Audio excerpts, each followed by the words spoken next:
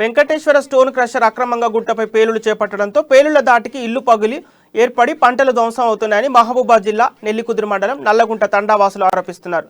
తక్షణమే crusher mill నిర్వాహకులపై చర్యలు తీసుకోవాలని డిమాండ్ చేశారు. మిల్లును సీజ్ చేసి తమకు న్యాయం చేయాలంటూ రహదారిపై గిరిజనులు బైఠాయించి ఆందోళన నిర్వహించారు. నష్టమవుతున్నాయి.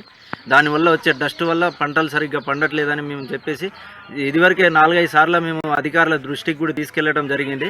అయినా కానీ దాన్ని పట్టించుకోకుండా దాన్ని కించపరిచినట్టుగా వాళ్ళు ఏంటంటే వాళ్ళ పర్మిట్ ఎంత ఉంటుందో దానికంటే మించిన బాంబ్ బ్లాస్టులు పెట్టడం వల్ల ఇక్కడ చుట్టుపక్కల ఉన్న గ్రామ పంచాయతీలు కానీ మా తండలు కానీ మా గిరిజన బిడ్డలందరికీ చాలా ఇబ్బంది అవుతుంది. ఇల్లులు కట్టుకున్నారు, ఒక్కొక్క మనిషి కష్టపడి కూలో నాలి చేసుకొని ఇల్లులు కట్టుకున్న ఇల్లులు అవన్నీ ఈ బాంబ్ బ్లాస్ట్ల వల్ల ఏంటంటే క్రాక్లు వచ్చేసి కూలిపోయే స్థితికి వచ్చేసాయి.